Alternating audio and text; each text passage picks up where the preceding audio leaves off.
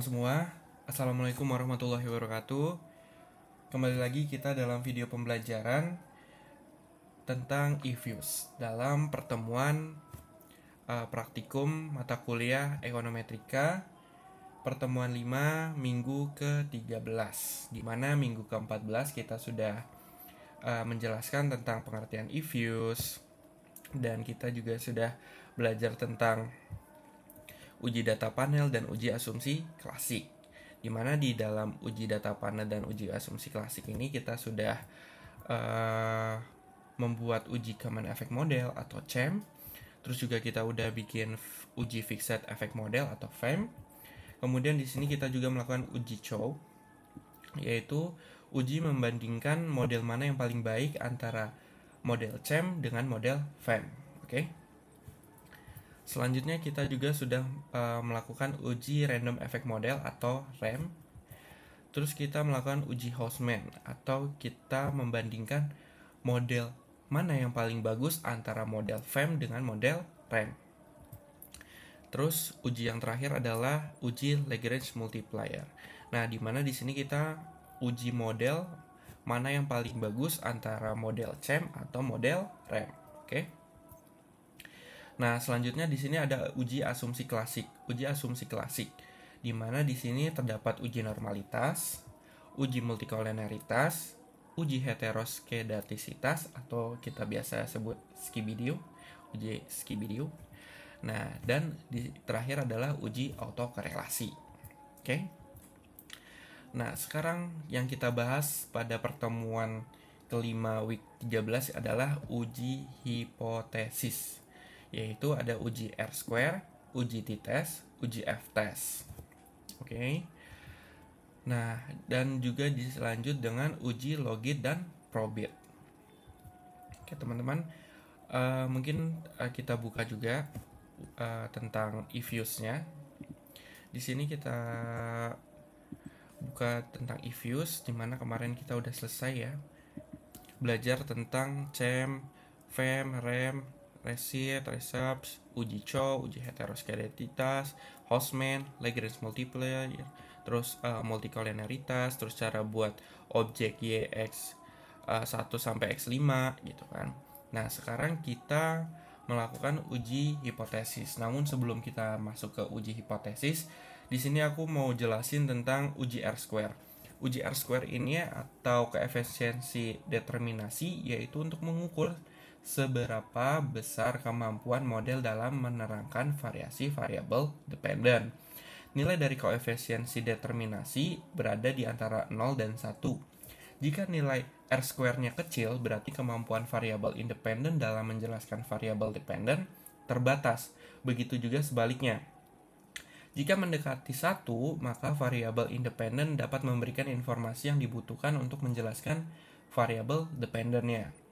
Kemudian dalam uji t-test digunakan untuk menunjukkan pengaruh secara parsial dari variabel independen terhadap variabel dependennya dengan kriteria. Yang pertama, jika T hitung lebih besar dari T tabel, maka artinya variabel independen secara parsial memiliki pengaruh terhadap variabel dependen, atau HO ditolak atau H0 ditolak. Dan kriteria kedua, jika T hitung kurang dari T tabel, maka variabel independen secara parsial tidak memiliki pengaruh terhadap variabel dependen atau HO-nya diterima. Lanjut kita ke uji F-test. Uji F-test ini dilakukan dengan menggunakan nilai signifikasi dengan kriteria. Yang pertama, jika nilai probabilitasnya kurang dari 0,05 atau tingkat signification-nya, atau juga bisa F hitung lebih dari F tabel, maka artinya variabel independen secara bersama-sama memiliki pengaruh terhadap variabel dependen atau HO-nya ditolak. Terus kriteria kedua, jika probabilitasnya lebih besar dari tingkat signification 0,05 atau F hitung lebih kecil dari F tabel, maka artinya variabel independen secara bersama-sama tidak memiliki pengaruh terhadap variabel dependen atau HO-nya diterima. Oke, teman-teman. Nah, karena kemarin kita udah melakukan uji-uji sebelumnya, yaitu uji data panel dan uji model panel, terus juga uji asumsi klasik. Nah, sekarang karena kemarin kita model yang paling bagus adalah RAM, maka kita buat sesuai yang ada di sini. Oke. Berarti pertama kita open as equation pada kotak estimation equation di input y, c, x dan seterusnya. Nah, kita lihat lagi, terus juga pilih model Monel FX equation. Ini sama, masih kayak kemarin udah bikin RAM. Terus kita simpan, itu masih sama. Berarti kita lihat aja langsung ke uji model RAM-nya. Berarti kita buka model RAM-nya. Nah, ini hasil kemarin model RAM yang kita buat. Oke. Nah, apa sih yang kita lihat dari uji hipotesis ini? Ingat, uji hipotesis itu uji R-square, uji t-test, dan uji f-test. Berarti yang kita lihat adalah, oke, nih ya, uji t-test, R-square, sama probabilitasnya. Berarti yang kita lihat di sini adalah statistiknya. Oke, tes statistik. Terus juga ada adjust R-square, di mana di sini 0,6271105 sesuai ya. Terus juga di sini ada probabilitasnya adalah 0,00. Oke. Nah, mungkin dari kesimpulannya kita bisa lihat hasil adjust R-square sama dengan, ingat, samain yang ada di dalam work file kita. Berarti di sini adjust R-square-nya adalah 0,627105. Berarti hasil adjust R-square adalah 0,627. Berarti sama ya. Artinya bahwa 62,7% memiliki variabel independen, atau artinya bahwa 62,7% variabel dependen ROE, NIM, LDR, INVL, dan GDP mampu menjelaskan variabel dependen. Dependennya apa? ROA, ingat. Artinya sisanya 37,3% dijelaskan oleh variabel lain. Oke. Nah, bisa dilihat. Lanjutnya kita buat kesimpulan nomor 2, yaitu tentang uji statistik t-test. Menunjukkan hasil bahwa variabel X1 atau ROE ini sama ya. S1, 2, 3, 4 sampai 5 ini variabelnya. Variabel X1 atau ROE tes statistiknya lebih besar dibanding t-tabel, yaitu sebanyak 11,1699 lebih besar dibanding t-tabelnya, yaitu 1,9899, sehingga HO-nya ditolak. Artinya terdapat pengaruh antara ditolak, artinya terdapat pengaruh antara ROE terhadap ROA. Oke. Begitupun variabel X1, X2, X3, X4, X5. Kita bisa lihat dari tes statistik sama t-tabelnya. Apakah dia tes statistik lebih besar dari t-tabel atau sebaliknya. Contoh, jika di variabel 4, variabel X4 atau INVL itu tes statistiknya lebih kecil dibanding t-tabel, yaitu dengan minus 1,006832. Dengan t-tabelnya dia minus 1,980999, sehingga HO diterima, artinya tidak terdapat pengaruh antara INVL terhadap ROA. Oke. Teman-teman bisa ngelihat dari rumusnya aja yang ada di sebelumnya. Ingat nih di sini, oke. Untuk uji t-test. Nah, nanti tinggal teman-teman semua kalian lihat dari hasil yang ada di sini. Teman-teman ada berapa hasilnya? Oke. Yang dilihat adalah t-test statistiknya. Nah, di sini kita lihat ya. Gitu. Oke. Selanjutnya kita lanjut masuk ke kesimpulan ketiga, yaitu uji f-test menunjukkan nilai f statistik lebih besar dibanding f tabel, yaitu berarti f statistiknya di sini 41. Apakah sama? Oke, sama ya, F statistik nih. Nah, berarti di sini F statistik lebih besar dari F tabel sama dengan 41,02496 lebih besar dibanding F tabel sebanyak 2,29, sehingga hipotesis 0 atau HO ditolak. Artinya terdapat pengaruh signifikan antara variabel independen terhadap variabel dependen secara simultan. Oke. Paham ya teman-teman sampai sini? Oke. Lanjut kita ke uji logit dan probit. Nah, pada uji logit dan probit ini kita buat file baru ya. Di sini kita buat file baru. Oke. Oke, kita karena ini udah disimpan ya di work file kita yang ada di sini praktikum pertama. Jadi kita X aja nggak apa-apa. Lanjut kita pencet file, new, works file. Terus kita datanya ganti jadi unstructured. Oke. Dengan nilai observasinya berapa sih nilai observasinya? Nah, untuk melihat nilai observasi kalian bisa lihat di dalam data praktikum. Kalau kemarin kita pakai data ini, data tentang ROA, RON, NIM, LDRN, VL, dan GDP, sekarang kita pakai data yang ada di cross section. Di data cross section ini terdapat variabel Y itu sebagai admit, sedangkan variabel X-nya adalah grade, GPA, dan rank. Dimana sih ngelihat jumlah datanya? Nah, kita lihat scroll aja sampai bawah. Ada berapa datanya? Di sini datanya ada 400 ya, 400. Berarti kita masukkan data observasi yang akan kita masukkan adalah 400. Oke. Ingat, work file structure-nya adalah unstructured. Terus data range-nya 400 dengan WF-nya adalah nama work file kita adalah praktikum kedua. Praktikum underscore 2. Praktikum 2. Oke, sudah muncul ya. Nah, pada praktikum kedua ini selanjutnya adalah kita lanjut ke quick. Udah pencet quick, ingat habis quick kita melakukan empty group atau edit series. Nah, teman-teman di sini kita singkirin dulu ya sedikit. Nah, teman-teman di sini kita akan membuat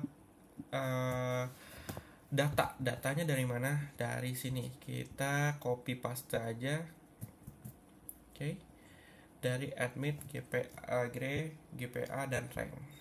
Kita paste. Oke, sesuai ya.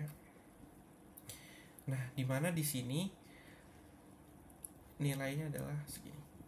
Oke. Terus abis ini kita apa? Kita melakukan. Oh ya, sebelumnya karena kita di sini adanya admit, grade, GPA, dan rank, di sini nggak bisa diubah, jadi sesuaiin aja. Untuk sini ya, untuk di sininya kita sesuaiin aja. Sebentar, sepertinya saya salah untuk copy paste. Sebentar ya teman-teman, jadi gini copy paste dulu datanya dari awal sampai 400 data. Oke, sebentar. Oke, kita copy, kita masukin ke sini. Dah. Oke ya, sesuai. Atau kalau kalian ingin coba ulang, berarti tinggal delete untitled group, terus kita buat lagi dari quick empty group, terus kita masukin datanya di sini, copy paste. Nah, udah hasilnya kayak gini. Hasil yang gini. Nanti di sini ada share 01, share 02, 03 sesuai ya sampai 04. Kalau pengen lihat nih 01 dimulai dari 0, oke sesuai. Kalau misal share 02 dari 380, oke semua ya sama. Selanjutnya apa sih? Kita lihat modulnya. Udah itu kita melakukan uji probit, oke? Uji probit. Oke, kita lihat uji probit. Nah, tadi ini udah melakukan ini, terus melakukan ini. Nah, sekarang kita melakukan uji probit. Nah, pada ini kita lihat bagian proc. Oke. Di sini ada proc. Kita buka, terus make equation. Nah, ingat ser 01 itu adalah nilai Y. Berarti kita buat C-nya ada di tengah.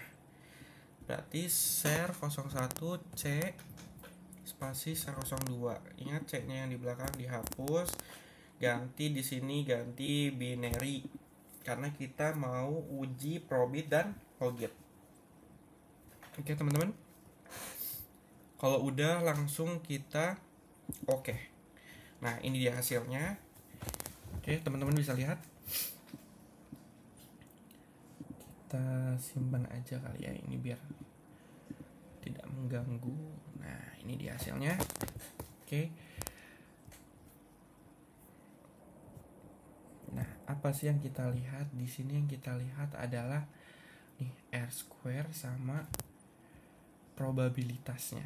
Nah, sebelum hilang kita name dulu dengan nama uji probit.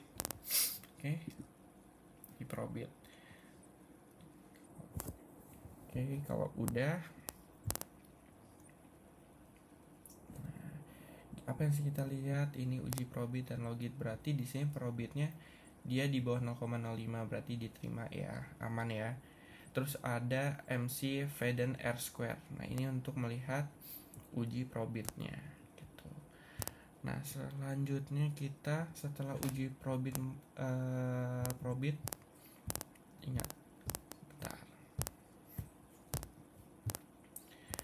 ingat di depan setelah kita buatlah kesimpulan ya.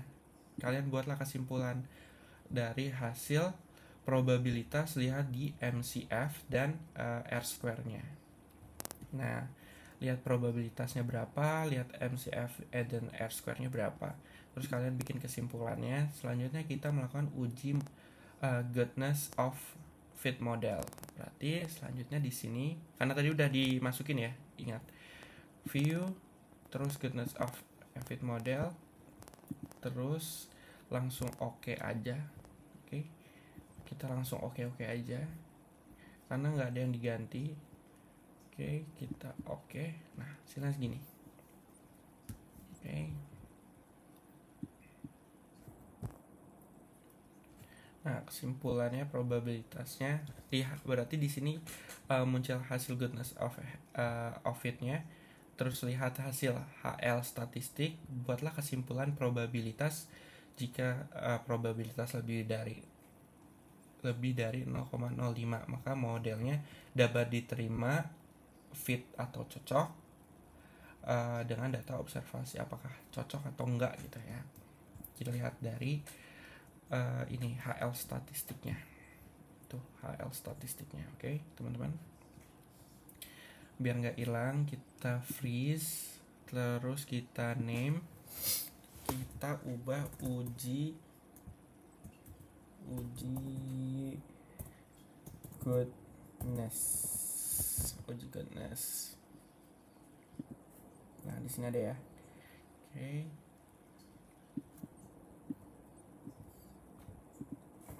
Selanjutnya kita melakukan apa nih? Kalau udah selesai. Nah, selesai kita melakukan uji goodness yang tadi. Berarti selain menggunakan uji goodness tadi, kita dapat menggunakan presentasi akurasi prediksi. Menggunakan nih ya, tadi selain menggunakan Hosmer-Lemshow, kita bisa menggunakan presentasi akurasi prediksi. Berarti kita view, expectation, prediction, evaluation. Dari tabel mana? Dari tabel uji probit.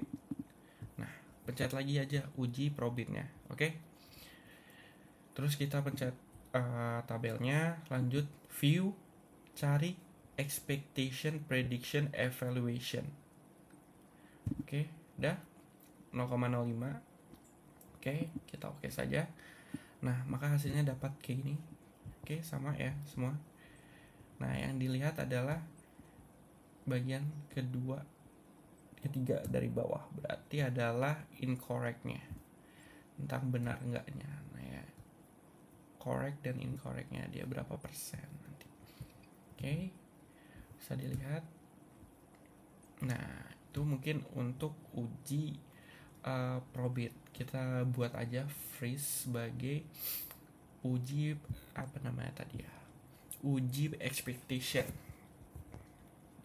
Kita freeze, kita buat name uji expectation prediction.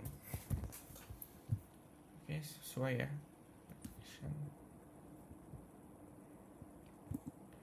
Nah, dah. Oke. Kalau sudah, kita lanjut ke uji logit. Ingat, sama kayak tadi uji logit caranya. Kayak di awal. Ingat ya. Tadi yang di awal adalah ini. No. Nah, tadi udah bikin empty groupnya ini udah sesuai, berarti kita ke proc. Sesuai, udah proc. Ada yang tinggal nggak ya? Kalau teman-teman lihat, ingat udah selesai tadi uji probitnya, sekarang kita ambil lagi nih di grup untiltednya. Mungkin biar gampang kita namain deh grupnya sebagai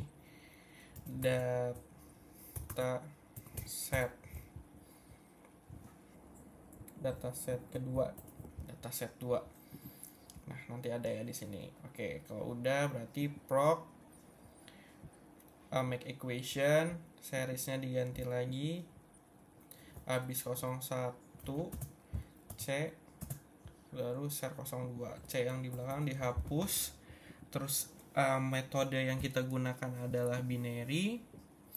Lanjut, tadi kalau udah probit berarti sekarang logit. Oke. Nah, sama ya, binary choice. Nah, apa yang kita pilih? Logit. Udah itu hasilnya logit akan keluar. Nah, ini dia hasil logitnya. Kita simpan lagi di sini. Ini kita namain uji logit. Oke, ada ya uji logit, tabel uji logitnya. Di sini uji logit yang apa sih yang kita lihat nih? Yang kita lihat sama kayak tadi. Probitnya sama probabilitas sama MF-nya, MCF dan R square-nya kita lihat. Oke, nanti kalian bandingkan. Tuh ya. Oke, sudah. Nah, tinggal kalian selesai bandingkan hasilnya dengan logit dan probit tadi gitu. Apakah dia diterima atau tidak? Nanti perintahnya sama kayak yang sebelumnya, kayak di probit, uji probit. Oke, sorry. Nah, di probit di sini. Kalau kalian pengen sampai selesaiin kayak gini juga nggak apa-apa. Dia buat lihat akurasinya, buat lihat goodness fit modelnya apakah bagus atau enggak gitu. Uji probitnya hanya sampai tadi MCF R dan square. Berarti yang buat kalian tugas adalah paling ini. Nanti hasilnya apakah yang diuji logit bisa diterima HO-nya atau ditolak HO-nya. Terus kesimpulan dari uji goodness model fit nih gimana nih buat bagian goodness fit model di uji logit dan uji probitnya gimana goodness fit modelnya. Jadi kalian observasi gitu, bikin kesimpulannya. Mungkin itu aja untuk pembelajaran minggu ke-13 pada pertemuan kelima uji logit dan probit. Di minggu ke-14 berarti kita akan belajar tentang Air Clouds atau Air Studio, dimana nanti kita akan seru-seruan untuk mengoding. Oke teman-teman, itu aja untuk materi minggu ini. Kurang lebihnya mohon maaf. Kalau ada yang ingin ditanya silahkan ditanyakan di chat pribadi ataupun di komen, boleh silahkan saja, nanti akan dijawab oleh saya dan teman-teman saya. Terima kasih, kurang lebihnya mohon maaf. Wassalamualaikum warahmatullahi wabarakatuh. Sampai jumpa teman-teman dalam video pembelajaran selanjutnya. Terima kasih.